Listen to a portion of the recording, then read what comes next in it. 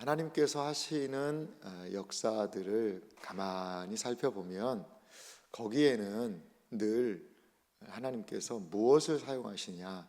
사람들을 사용하십니다. 사람들을 통하여서 하나님은 일하시는 분이라는 것을 우리는 기억할 수가 있습니다.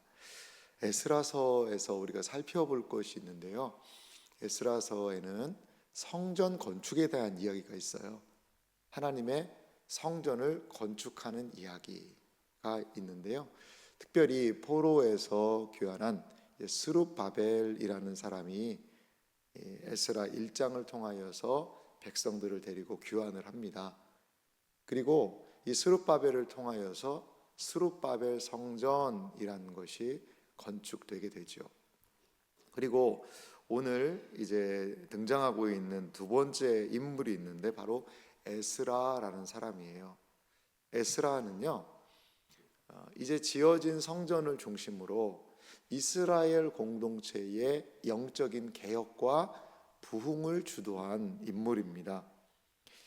내일부터 살펴볼 8장 본문에 보면 이 페르시아에서 귀환한 그런 사람들이 어떤 사람들이 왔나를 우리에게 알려주고 있습니다. 그리고 우리가 또 아는 느헤미야라는 분이 계시죠. 느헤미야가 이제 포로들과 함께 귀환을 해서 성벽을 완공해서 어떻게 보면 이제 예루살렘을 중심으로 이들이 가장 기본적인 보호를 위한 것, 예배를 위한 것들을 갖추는 이야기가 에스라 느헤미야의 이야기입니다. 원래 에스라 느헤미야는 지금처럼 두 권으로 나뉘어진 책은 아니었어요. 원래 한 권의 책이었는데 나중에 이것이 두 권으로 이렇게 나눠지게 된 그런 책이라서 우리가 같이 보아야 그 큰 맥락을 이해할 수가 있습니다. 스룹바벨의 귀환, 그리고 에스라의 귀환, 그리고 느헤미야의 귀환, 3차에 걸쳐서 이스라엘 백성들이 다시금 귀환하게 되는 그 이야기, 그리고 공동체가 거룩한 공동체로 세워지는 이야기가 에스라 느헤미야의 이야기입니다. 그런데 오늘 이 에스라 7장 내용을 좀 보면 이 아닥사스다 왕이 내린 조서가 등장을 합니다. 우리는 고레스 칙령이라는 걸 알고 있죠. 고레스 왕이 가서 성전 건축해라 라고 인정했던 고레스 칙령의 버금가는 아닥사스다 왕에 내린 조서가 있는 것을 볼 수가 있습니다. 오늘 11절 말씀 보면 이 에스라에 대한 이야기가 나오는데요, 11절은 이렇게 말씀하고 있어요. 여호와의 계명의 말씀과 이스라엘에게 주신 율례 학자요, 학자 겸 제사장인 에스라에게 아닥사스다 왕이 내린 조서의 초본은 아래와 같으니라. 아멘. 이 페르시아에서 에스라가 상당한 어떤 위치에 있었던 것 같습니다. 이 아닥사스다 왕이 에스라를 콕 집어서 이 조서를 내리고요, 이 조서에 전체적인 아주 긴 내용이 있습니다만 핵심은 뭐죠? 사람들을 데리고 예루살렘으로 가서 우리가 드리는 은금도 드리고, 그리고 거기에서 법도를 가르치고 그 성을 새롭게 해라 라는 그런 이야기입니다. 그런데 오늘 좀 독특한 용어가 있죠. 여호와의 계명의 말씀, 이스라엘에게 주신 율례 학자, 그리고 학자 겸 제사장인 에스라. 에스라에 대한 수식이 상당히 깁니다. 여기 학자 겸 제사장이라는 용어를 쓰고 있는데요, 이 학자라는 것은 우리 시대에는 좀 공부하는 사람, 그런 의미가 학자지 않습니까? 그런데 아마도 왕이 이 에스라를 이렇게 안다는 것은 아마 어떠한 에스라가 그 당시에 이 학자 역할을 하는 관료 역할을 했지 않겠는가, 이런 생각이 들어요. 그걸 알 수 있는 게 이 히브리어 단어에 소페르라는 단어가 쓰였는데 그 단어가 관료로도 번역이 됩니다. 그러니까 어떤 율법을 연구하고 하는 국가에서 무엇인가 지원을 받는 관료 역할의 학자를 에스라가 하지 않았을까. 그리고 제사장이라는 용어를 하고 있거든요. 그리고 하나님, 여호와 하나님, 야훼 하나님에 대한 이야기를 합니다. 여러분, 아닥사스다가 하나님 믿는 사람입니까? 오늘 보면 하늘에 하나님에 대한 이야기가 많은데요. 아마도 이 고대의 왕들은 좀 다신에 대한 사상이 있거든요. 아닥사스다가 유일하게 하나님만을 섬긴 것 같지는 않아요. 그런데 하나님의 놀라운 존재를 인정하고 알고는 있었던 것 같습니다. 누구의 영향이 클까요? 다니엘 영향 크겠죠. 다니엘의 영향도 크고 또 에스더의 영향도 있지 않겠습니까? 그래서 유대 민족이 믿고 있는 그 하나님에 대한 것을 인정하는 거죠. 하지만 그 나라의 왕이라면 그 나라가 메인으로 섬기는 신들이 다 있어요. 그런 상황들이라는 거죠. 그러니까 아닥사스다가 하나님만을 믿는 신자라고 보기에는 참 어려운 부분이 있습니다. 그런데도 뭐 하고 있어요? 협조하고 있는 거죠. 엄청난 호의를 베풀고 있는 것을 볼 수가 있습니다. 13절에 왕은 이런 조서를 내리죠. 조서를 내리노니 우리나라에 있는 이스라엘 백성과 그의 제사장들과 레위 사람들 중에 예루살렘으로 올라갈 뜻이 있는 자는 누구든지 너와 함께 갈지어다. 아멘. 이미 페르시아에 이스라엘 백성, 그들의 제사장들이 활동하고 있었구나를 여기서 간접적으로 알 수 있고요. 레위 사람들, 그러니까 제사를 수종드는 사람이 레위 사람이라는 것도 아닥사스다가 다 알고 있어요. 그러니까 뭐 조심스러운 추측입니다만 제사장이 있어요, 레위 사람이 있어요. 그리고 이들을 그 곳으로 올라가라고 그래요. 거기에서 하나님을 예배하고 경배하는 일들이 이루어졌겠구나라는 것을 우리가 알 수가 있는 겁니다. 왜냐하면 이스라엘 백성들은 모일 때마다 뭐 해야 돼요? 하나님 예배해야 된다는 거죠. 그래서 14절에도 이어서 있는 말씀을 보면요, 너는 내 14절 말씀 보면 너는 내 손에 있는 내 하나님의 율법을 따라 유다와 예루살렘의 형편을 살피기 위하여 왕과 7 자문관의 보냄을 받았으니. 아멘. 지금 에스라를 보낸 사람이 누구인지를 명확하게 이야기하는데요, 왕과 7 자문관이 보냈다라는 겁니다. 단순하게 왕 혼자 보낸 것이 아니라 왕과 7 자문관, 에스더서에 보면 7 지방관 이렇게도 표현이 되고 있는데요, 그러니까 왕의 최측근에서 보위하고 있는 사람들이 아마 7명이었던 것 같습니다. 이 사람들이 함께 결의를 해서 공신력 있게 지금 에스라를 보내고 있는 거죠. 15절에도 보니까요, 왕과 자문관들이 예루살렘에 거하시는 이스라엘 하나님께 성심으로 드리는 무엇을요? 은금을 가져가고. 이 왕과 7 자문관이 은금을 이들에게 줍니다. 16절에 보면 예물을 드립니다. 그리고 17절에 보면 그 돈으로 수송아지와 소대양 사서 하나님의 성전 제단 위에 드려라. 그러니까 성전이 완공된 것도 알고 있어요. 성전이 있다는 것도 알고 있지 않습니까? 거기에다가 왕과 7 자문관의 제물을 위하여서 제물을 드리라는 거죠. 제사를 드리라는 겁니다. 그리고 또한 19절에 보니까요, 내 하나님의 성전에서 섬기는 일을 위하여 내게 준 그릇은 예루살렘 하나님 앞에 드리고. 이게 그릇까지 챙겨줍니다. 성전에서 섬기는 일을 위하여 제사를 드리고 제사장이 거주하고 레위인이 거주하고, 그러니까요, 성전의 기능이 온전하게 이루어지기 위해서 제사장을 보내고 레위 사람을 보내고 거기에 필요한 물건들을 지금 보내고 있는 것을 볼 수 있어요. 20절도 보실래요? 그 외에도 내 하나님의 성전에 쓸 것이 있어서 내가 드리고자 하거든 무엇이든지 궁중 창고에서 내다가 들지니라. 아멘. 이 이스라엘의 회복, 성전의 회복, 예배의 회복을 위하여서요, 여러분 아닥사스다가 한 일을 좀 보십시오. 너무나도 놀랍지 않습니까? 필요한 모든 것들을 공급한다는 거죠. 사랑하는 성도 여러분, 아닥사스다는 이방 왕이잖아요. 그리고 페르시아에서 예루살렘이 어디입니까?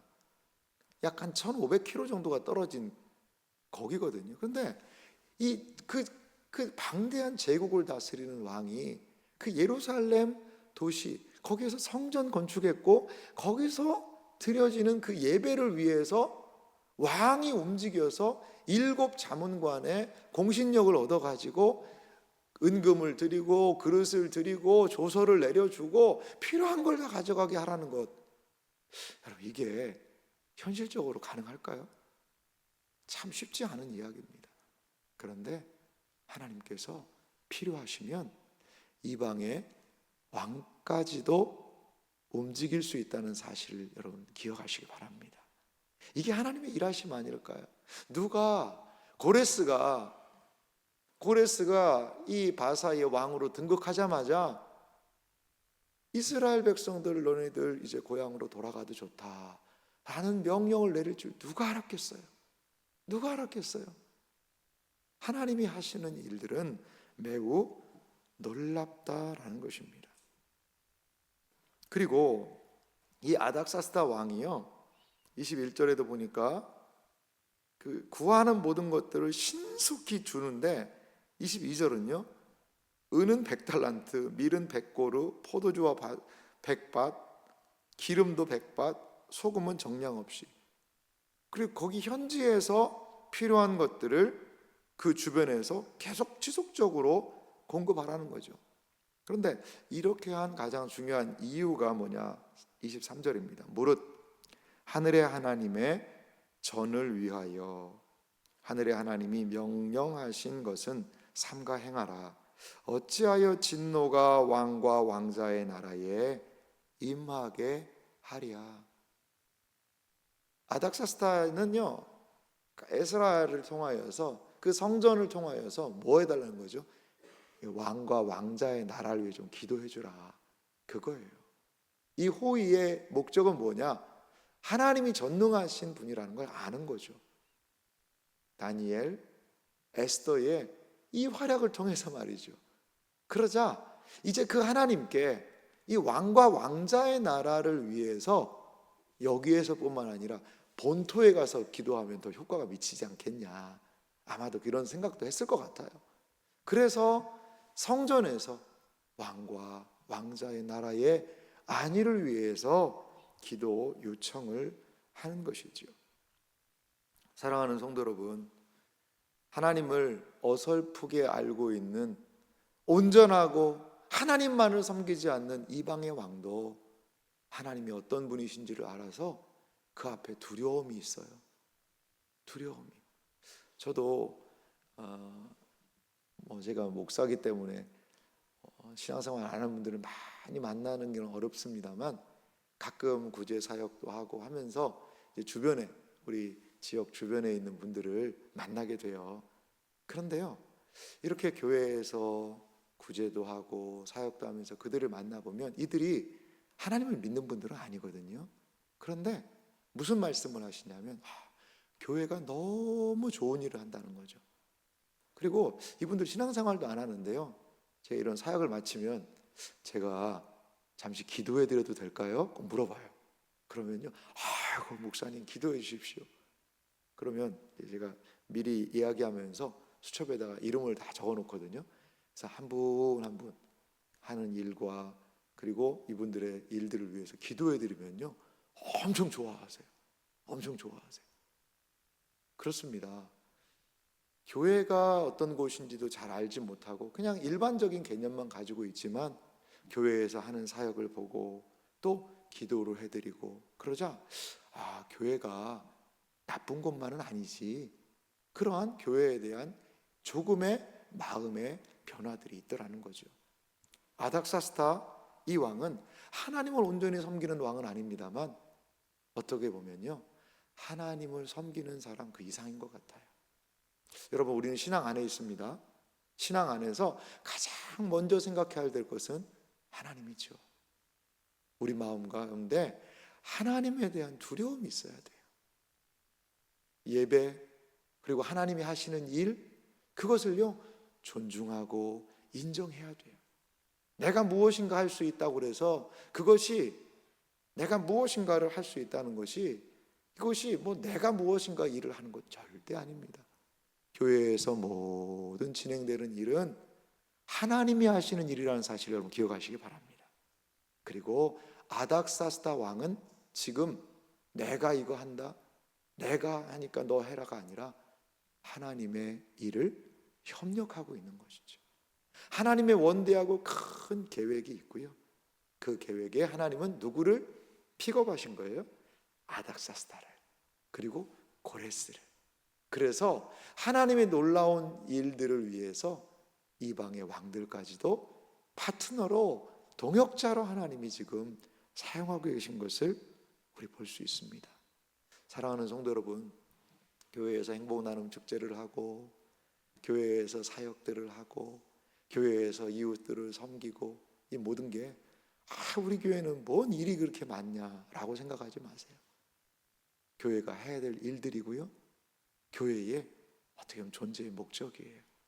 우리 다음 세대 자녀들을 위하여서 우리가 애쓰고 수고하면서 우리 선배 세대들이 했던 일들을 감당하고 있잖아요. 얼마나 복된 일입니까? 이 일들을 위하여서 하나님들은 사람들을 움직이고 계시고 지금도 역사하고 계신 것 같아요. 사랑하는 성도 여러분, 아닥사스다 왕이 하나님의 일에 귀하게 쓰임 받았지 않습니까? 그렇듯이 우리도 마찬가지인 것 같아요. 교회에서 하는 모든 사역을 위해 기도로 동참하고, 그리고 또한 구체적으로 그 사역들을 섬겨 나갈 때 우리를 통하여서요 누구의 일이 되는 거죠? 하나님의 일이 이루어지는 것입니다. 사랑하는 성도 여러분, 하나님의 일하시는 방식은 너무나도 놀라워요. 그 하나님의 일하시는 방식에 눈뜨고 우리의 마음과 생각을 더 넓히면서 하나님의 역사들을 바라볼 수 있는 우리가 되었으면 좋겠습니다. 27절, 이 모든 일들을 보면서 에스라가요 감동이 되는 거예요. 벅찬 거죠. 감격이 되고 벅차면 뭐가 나올까요? 찬송이 나오죠. 27절은 이렇게 말합니다. 우리 조상들의 하나님 여호와를 송축할지로다. 그가 왕의 마음에 예루살렘 여호와의 성전을 아름답게 할 뜻을 두시고. 아멘. 여러분, 이거면 됩니다. 우리가 할 일은 무엇일까요? 하나님이 하시는 일들을 뒤따라가며 하나님을 찬송하는 거예요.